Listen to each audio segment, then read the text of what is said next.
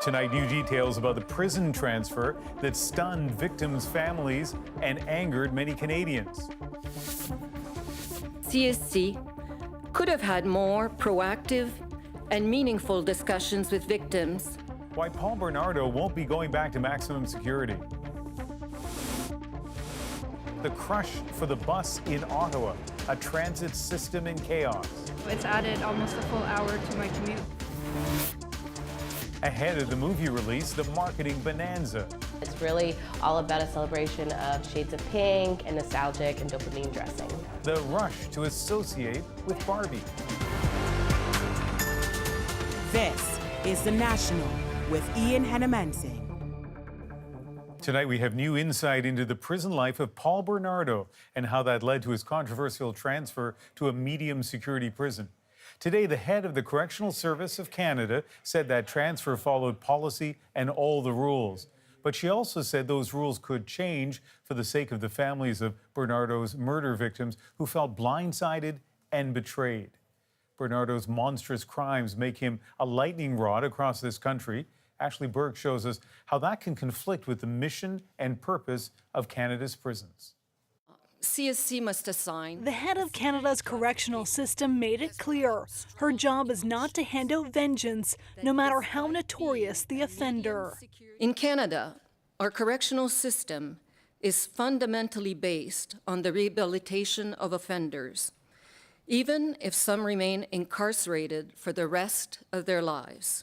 She released the results of a review of the quiet transfer that set off a firestorm, that of serial killer and rapist Paul Bernardo in May. The review committee concluded that the decisions to reclassify this inmate to medium security and transfer him to La Macasa Institution were sound and followed all applicable laws and policies. That review committee also learned why Bernardo qualified for a transfer after nearly 30 years in maximum security. The big difference was when he finally demonstrated he could live on a range with other inmates, not get into trouble, not be the object of trouble, they felt that then the factors aligned for medium. But the families of victims Kristen French and Leslie Mahaffey don't accept that. Their lawyer said, "We believe that Paul Bernardo should be in a maximum security prison," and has also spoken out about how shocked they were to only learn about the transfer the morning it happened. The review committee concluded that CSC could have had more proactive and meaningful discussions with victims. We cause needless harm to survivors when they find out that something's happened after the fact, and particularly if they weren't able to provide important input. The commissioner agreed to a recommendation aimed at addressing that and said she wants to make it clear Bernardo is still designated as a dangerous offender who cannot qualify for a minimum security prison. Despite the fact that he is at a medium security institution, does not negate the fact that he is a psychopath and that he committed horrific and unspeakable crimes. Actually, the Privacy Commissioner allowed more personal information to be revealed about Bernardo's case than we have heard in the past. What did we learn? Well, Ian, we learned that when Bernardo was first incarcerated at the Kingston Penitentiary, his safety was at risk and he required a lot of supervision back then. Now, when that prison closed and he moved to nearby Millhaven, a long-term approach started to slowly integrate him with a couple other offenders and then over time, a larger group. Last year, Bernardo applied to move to a medium security prison in Ontario, and that was rejected. Then he asked to go to one in Quebec, and the commissioner said that by that time they felt he could be managed by this other prison. But victims' families still want this decision overturned. Ashley Burke in Ottawa tonight. Thanks. The City of Toronto has declared gender-based violence and intimate partner violence an epidemic. I believe every woman should have a chance to be free of violence from intimate partners. It was part of a motion from the new mayor, Olivia Chow. She has often spoken publicly of the abuse her mother suffered at the hands of her father. The city will now invest in related programs and services. Today's motion called for the federal and provincial governments to make the same move just weeks after Ontario declined to do so. A disturbing video is sparking outrage across India tonight. It shows two women being sexually assaulted by a mob in a region with ongoing ethnic fighting. As Christine Birak shows, it's a conflict the government is accused of ignoring. And a caution, the details will be upsetting to some viewers. Chanting, "Do not torture women," protesters poured into the streets of India's capital, outraged by a disturbing video on social media, capturing two naked women being pushed around and molested by a mob. The assaults reportedly took place in Manipur in northeastern India, an area gripped for months by ethnic violence. After months of silence on the ethnic fighting, India's Prime Minister spoke out, calling what happened in Manipur shameful, saying his heart is full of pain and anger. We do not believe what he said today.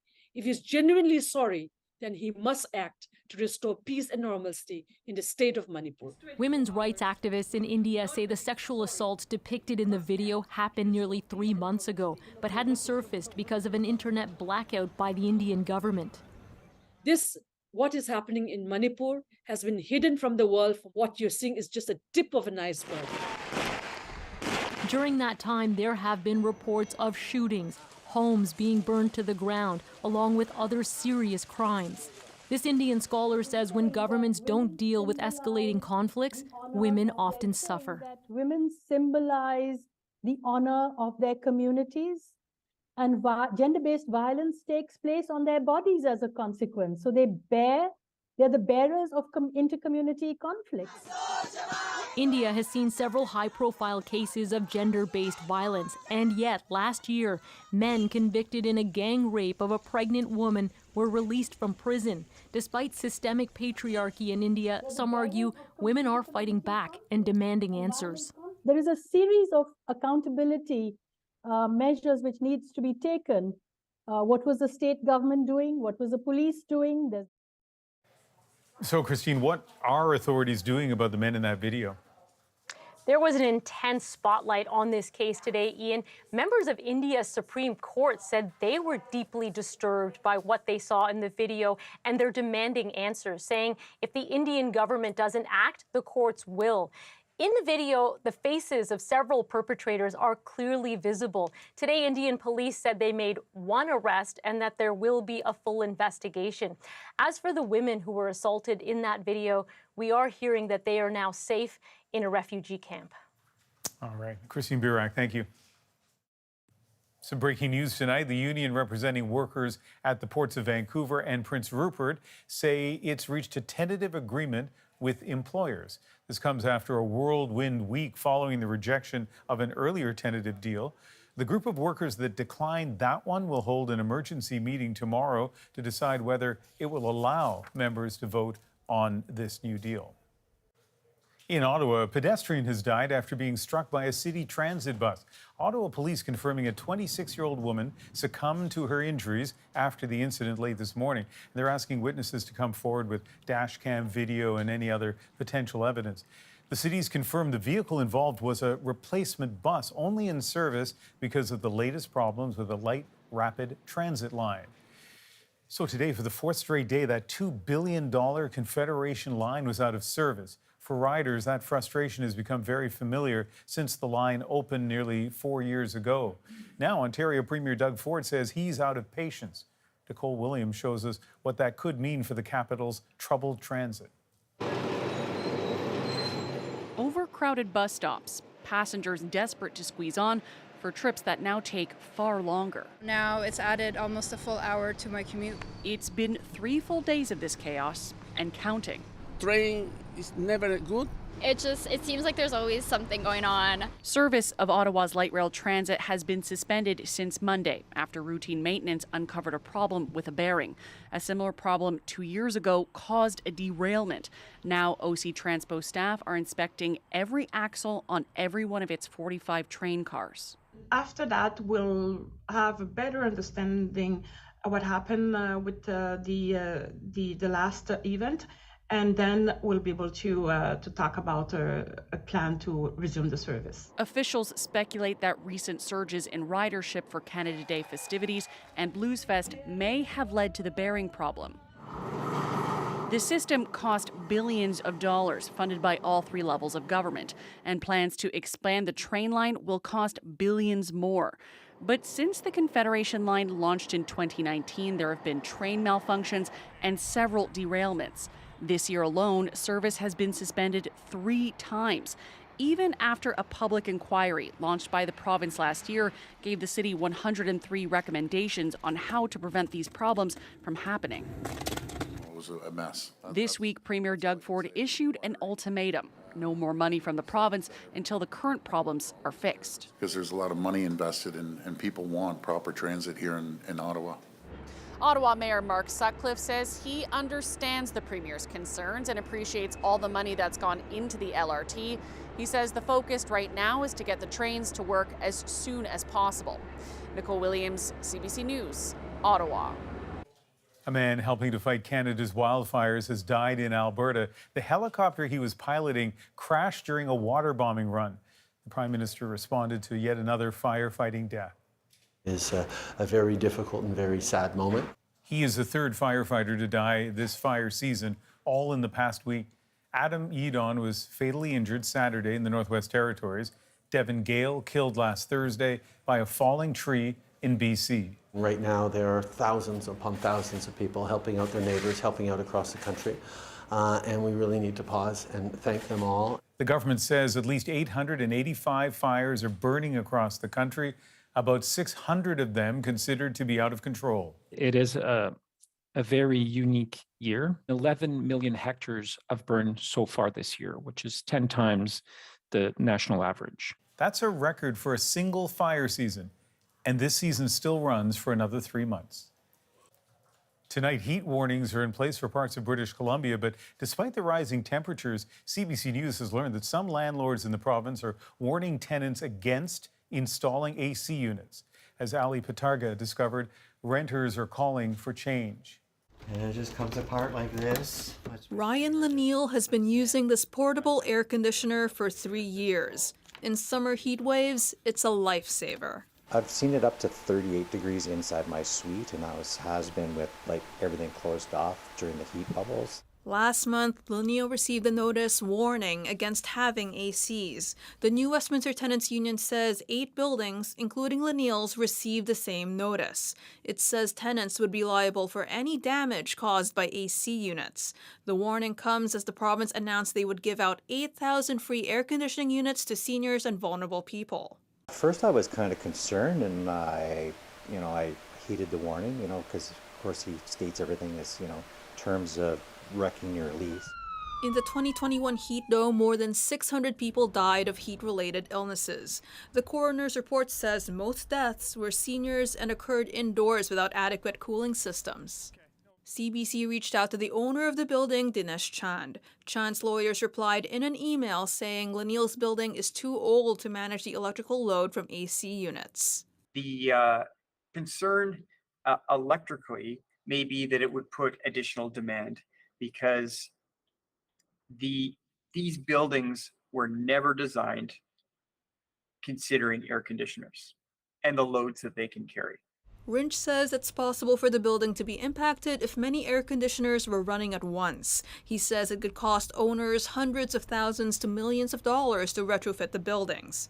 Tenants advocates say that shouldn't be on renters. I think that the province needs to install better, clearer and more cohesive rental and tenant protections, and mandate landlords to make the changes in their buildings that are necessary.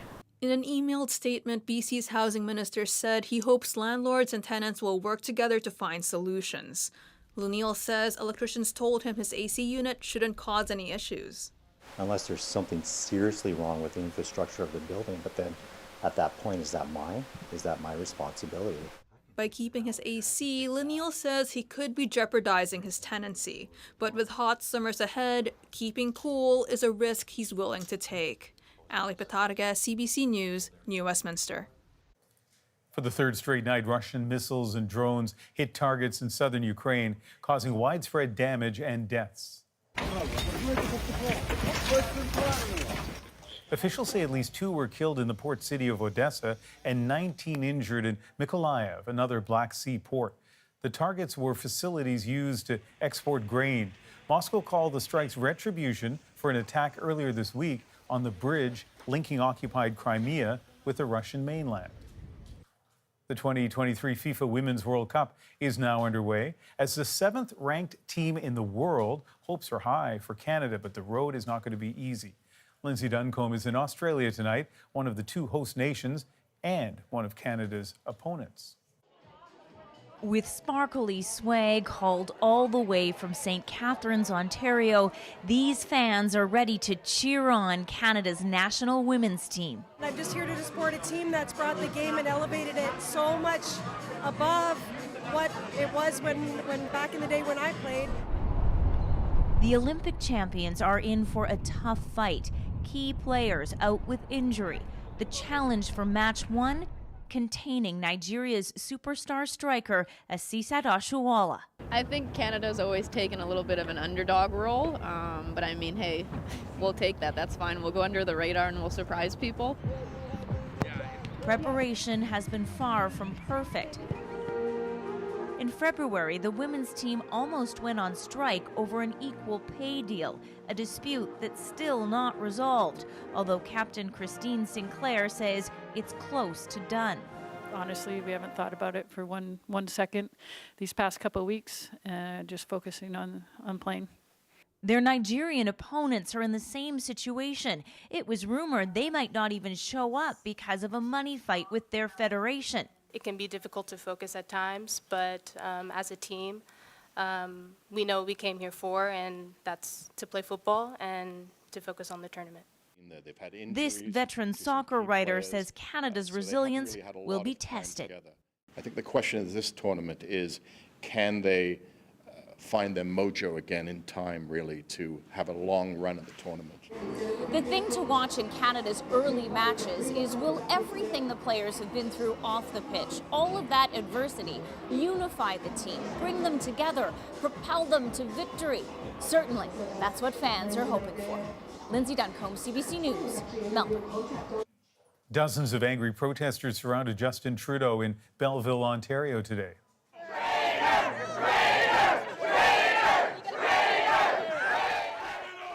The demonstrators confronted the Prime Minister outside City Hall, forcing his visit to be cut short. At one point, security pushed away 2 women who approached his motorcade.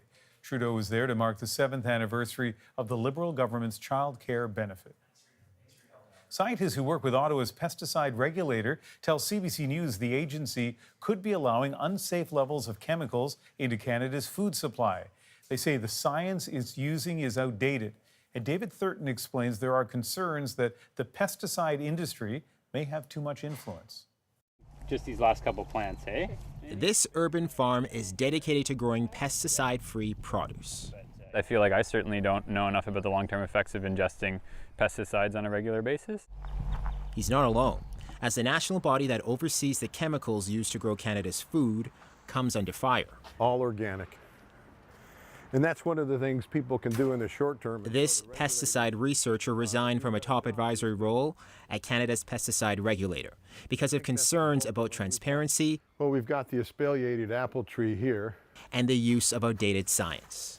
What's at stake is increased risks of a variety of chronic conditions. Chronic, low-level exposures over time that increase the risk of preterm birth, children being born too soon, or increase the risk of children developing leukemia from exposures. Health Canada's Pest Management Regulatory Agency says it has a robust pesticide regulatory system which is globally recognized, and the pesticide review process used by the PMRA remains fully rooted in science. What we really need is truly independent science. But this environmental lawyer believes the industry has an outsized influence on the regulator. What we're facing right now is a regulator that is heavily dominated by industry actors, especially chemical companies and pesticide user groups. A lawyer representing some industry players says the The regulator is independent, noting it does not always rule in its favor. Certainly there are other examples where the agency has not granted registrations. But for some farmers, the only way to ensure Canadians are safe is to protect crops from chemicals. We can put a physical barrier down in order to prevent those weeds from coming through. In hopes of growing food that's truly healthy. David Thurton, CBC News, Ottawa. Theaters are betting big on Barbie, but they're not the only ones. Hi, Barbie. Hi, Ken. The movie is hours from being released, but some are already getting a payout. We have certainly benefited from the cultural moment that Barbie is having right now. Canadians could soon buy groceries just by waving their hand. This is my total. This is my palm. This is me scanning it. And the East-West battle over a quirky costume. We want this thing. King of Donair should be the rightful owner. We're back into.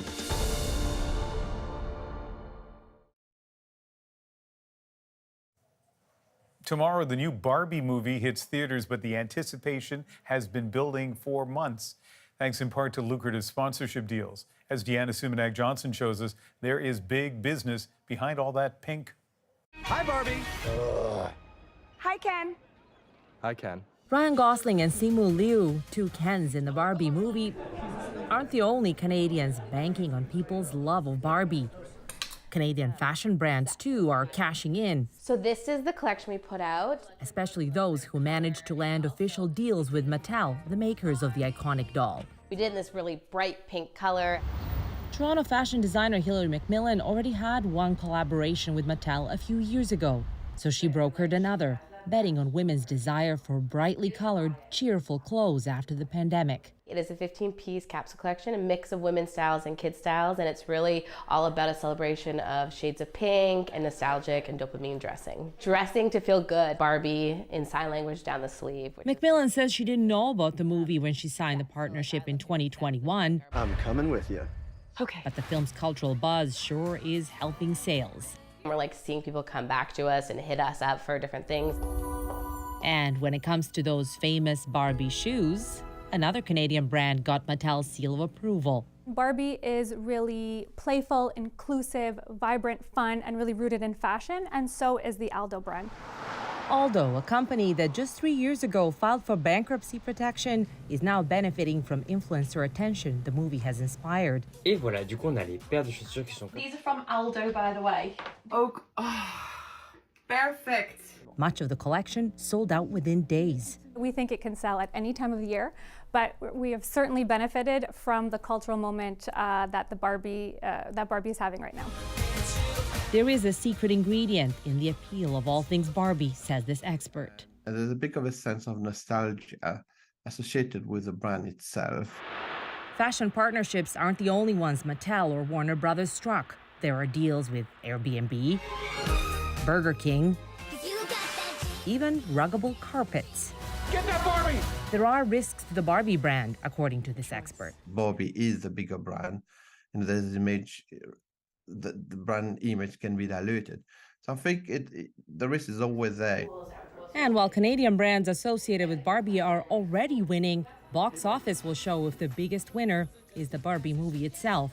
One indication the film will do well? Pre-sale tickets are the strongest since Avatar: The Way of Water blasted into theaters late last year. Deanna Sumanak-Johnson, CBC News, Toronto. New technology could change the way you shop. Amazon is expanding its palm scanning payment system to more than 500 U.S. stores. It allows customers to pay with the wave of a hand. And as Nisha Patel shows us, despite the pushback over privacy concerns, it could be the future of shopping. A new way to check out could come in handy. Amazon says by the end of this year, customers at all Whole Foods stores in the U.S. can pay with their palms. This is my total. This is my palm. This is me scanning it. The system uses biometric technology. First, users can enroll by inserting a credit card. Then they hover a hand over a special camera, which scans the lines and veins and links the payment to their unique palm print. You ready? The next visit to the store, they just scan their hand to pay. I was really excited because I've been hearing about this for a long time. Maxine Most tried it at her local Whole Foods. She's one of 3 million who have signed up so far. It's way easier for me to go to Amazon and just stick my hand over their little reader than it is for me to worry about whether I have my wallet. Still, those who opt in may be giving up all kinds of personal information that could be used for advertising and tracking. I am sure that Amazon and other organizations are going to scale this technology very quickly if it means that they're able to get more revenues. Amazon says the system is secure and that it won't share the data. But this tech analyst warns there are always risks. So from a privacy standpoint, from a security standpoint, from the fact that what happens if this information was to ever get breached and get into the hands of wrong people? You can go ahead. Yet paying by palm is going mainstream. Panera Bread and Starbucks are testing out the tech. Some sports stadiums are also on board. For me, I will never do that because it's your security, right? Outside a Whole Foods in Toronto, shoppers weighed in. It's easier. You don't have to fumble for a credit card or anything. We appreciate technology, of course. Yes, it has made our lives easier, but enough is enough. No word yet on when this might roll out north of the border. So it could be a while before Canadians can experience it firsthand. Nisha Patel, CBC News, Toronto. Evolving technology is also at the center of the Hollywood strike. Actor Sean Gunn tells me why AI is a key issue. Hey, can we scan you and use your image in perpetuity forever? That should set off some serious alarm bells. And it was just like chaos. A delay on a tarmac turns into a heat wave nightmare. People had thrown up. People had fainted. The National takes you deeper into the stories shaping our world. Next.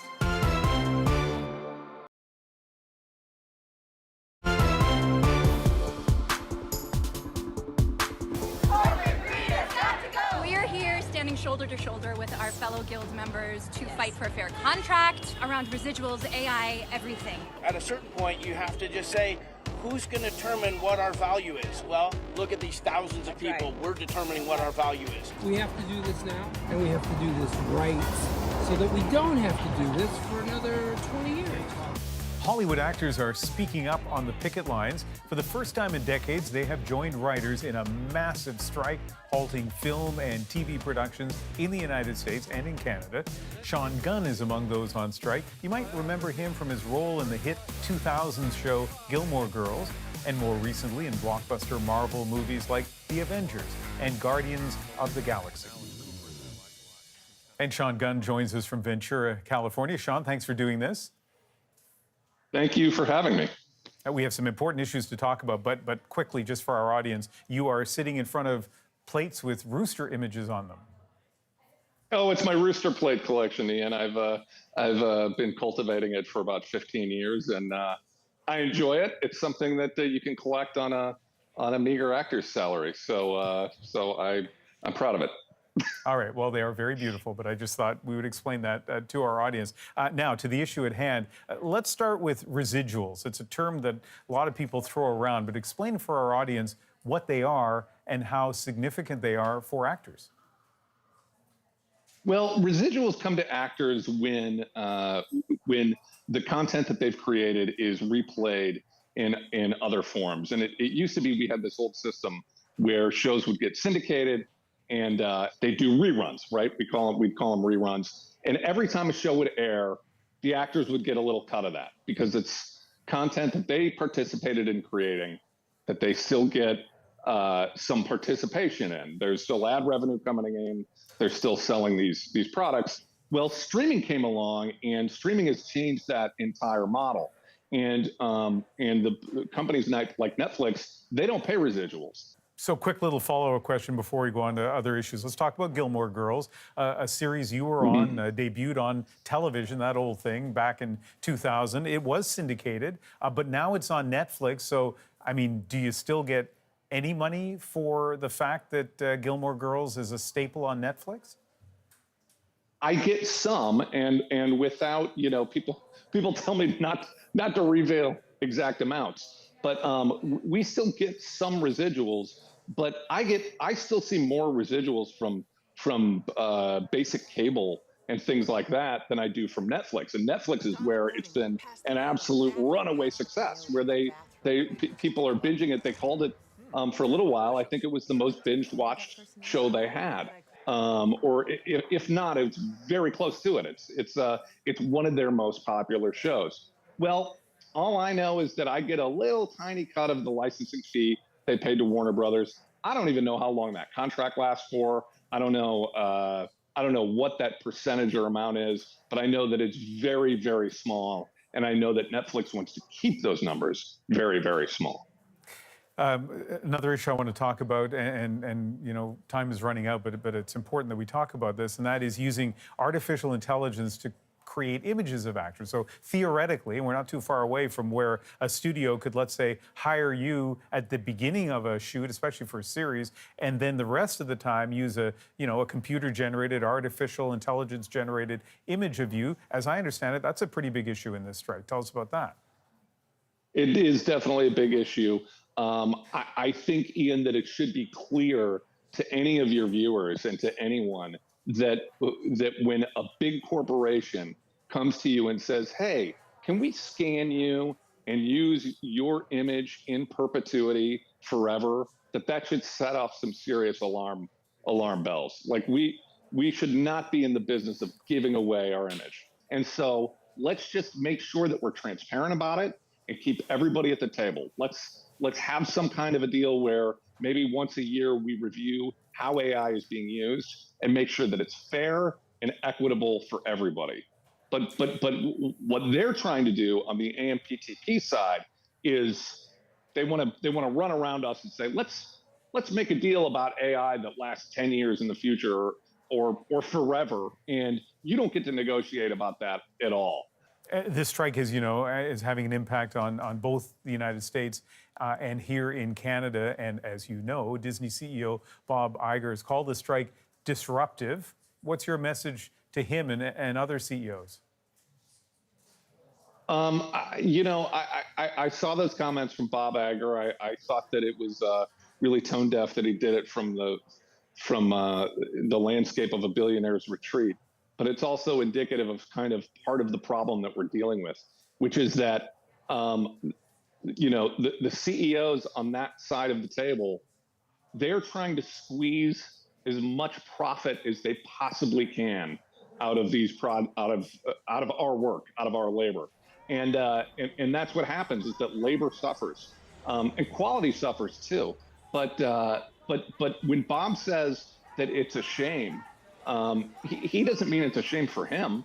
He keeps his salary. He gets to make money if he cuts losses and increases profits for his shareholders. He means it's a shame for us. It's a shame for the people that work under him for his company. And I think that's why it's an ethical issue as well as everything else. And if I may, one last question. I think of strikes in the sports world, and sometimes people say, well, this is billionaire owners against millionaire players. Really, I can't relate to this as an average person. And so I wonder if there's an equivalent here that you worry about. What if somebody watching were to say, this is rich studios battling rich actors. I don't really care what happens. What would you say to them? I would point to the fact that I'm the person that you're talking about, because I'm not a millionaire. I'm not, and so from that perspective, it's not millionaires versus billionaires. But it's true that it's less about me than it is for the people, the working class people, the writers and the actors who are trying to pay their bills, trying to pay their rents, trying to pay their mortgages, and there's a lot of us, and those are the folks that we are fighting for. They just want to cut costs wherever they can. So let's overwork writers if we can. Let's cut out actors' residuals. Every single thing we can do to squeeze every last dollar out of labor. We're not just trying to make as much money as possible. We're trying to also make good art and make content and make stuff that people enjoy. Doesn't mean it shouldn't also be profitable. It should, but it means that it shouldn't only be about the profits. Well, the impact on average people certainly is being seen and felt here in Vancouver, as you can imagine. So, yeah, a lot of people watching this closely. Sean, thank you very much for speaking with us tonight. Thank you. I appreciate it. I really appreciate the time. A stinky algae is growing so fast it's taking over coastlines. What's behind it? Next.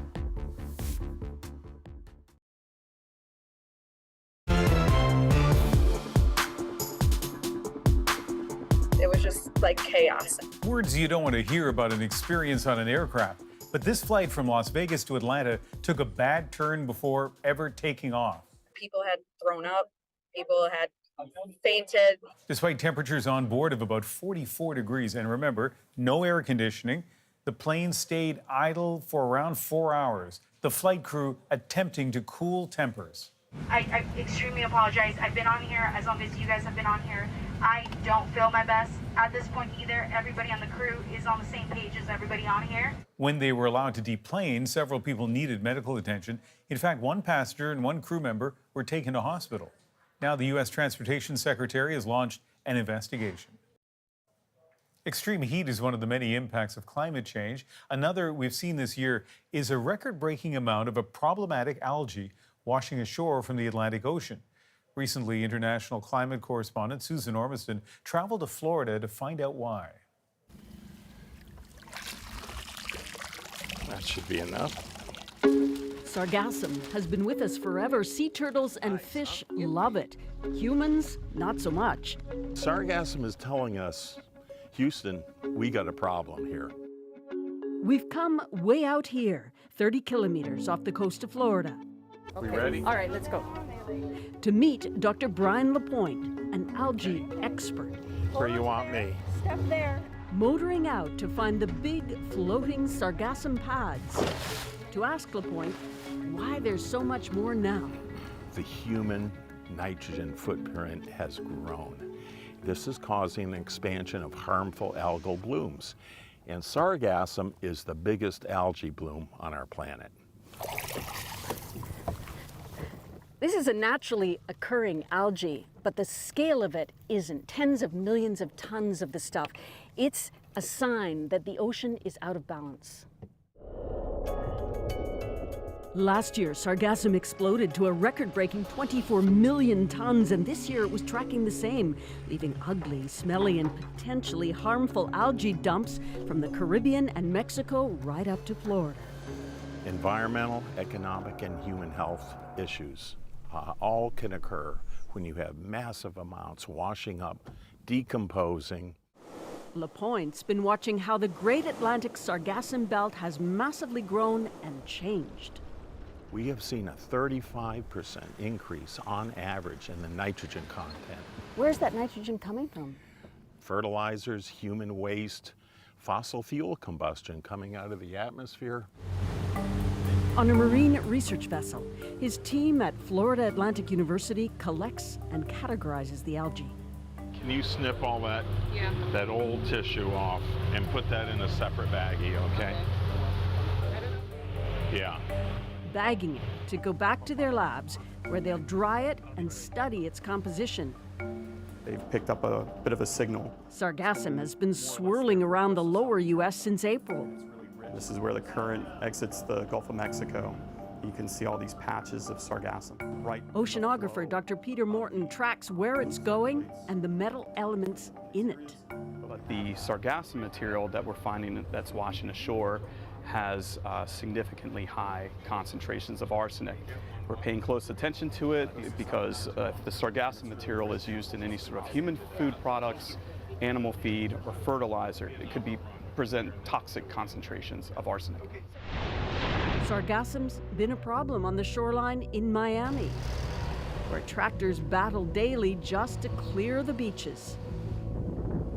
Afifa Abdul Ghani worked on a project to turn all that algae into compost. We had very high levels of arsenic. So instead of using the compost product for, let's say, vegetables or something for human consumption, we recommend that it be used for any ornamental areas. She says lots more research needs to be done.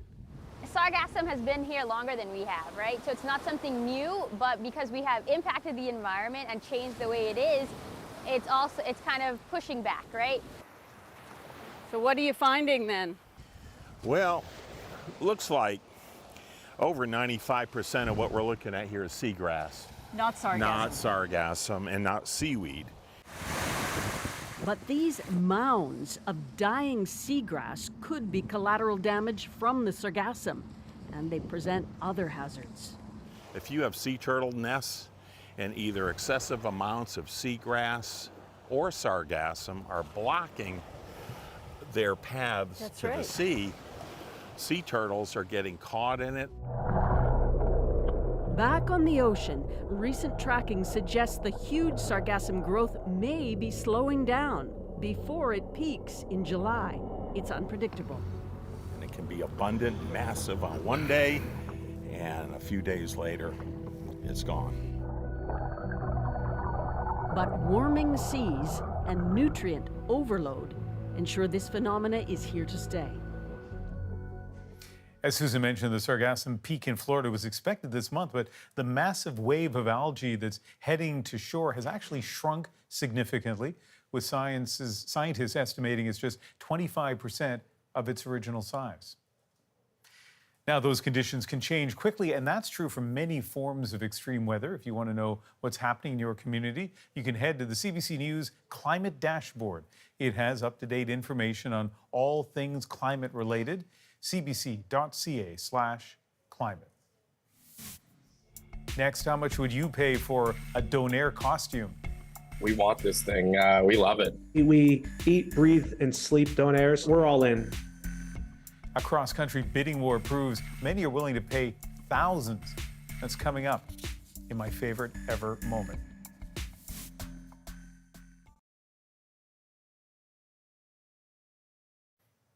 So if I say big four sports, what comes to mind? Football, hockey, basketball, baseball, but in some parts of the world, there's another game that eclipses them all.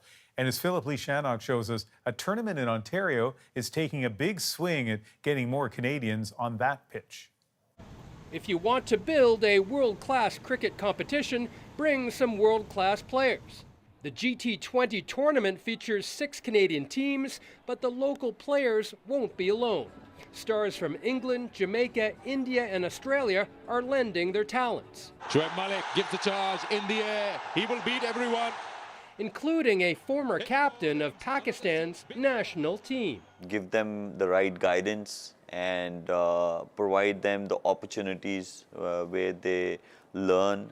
Shoaib Malik says he sees potential here. And I guess it's a great opportunity for Canadian young talent. That young talent has attracted the support of fans.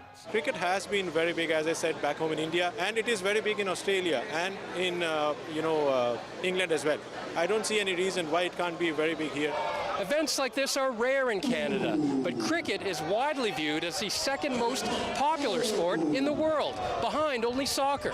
And this tournament is part of a big push to grow the game here. I've never seen cricket, I've never played cricket, never watched cricket. I don't even understand the rules. Turning first-time viewers into fans is part of the plan. So today I'm going to explain them how this game works. So I'm pretty sure, like in coming years, they're going to love starting cricket. Brampton, Ontario is the host city. The mayor wants it to become the cricket capital of North America, touting plans for an indoor stadium. Other sports have winterized amenities, and we're finally going to have that for cricket. When this tournament was last played in 2019, organizers say it was broadcast live to 84 countries and watched by 133 million people. They're hoping to do even better this year. Philip Lee Shannock, CBC News, Brampton, Ontario. Okay, you are looking at a human-sized Donair costume. The Alberta government recently listed it on an auction website, and things have gotten pretty spicy. Donair shops from across the country are vying for it, with bids surging as of tonight beyond $7,000, and a battle has emerged between Halifax and Calgary. The Donair feud has to be our moment.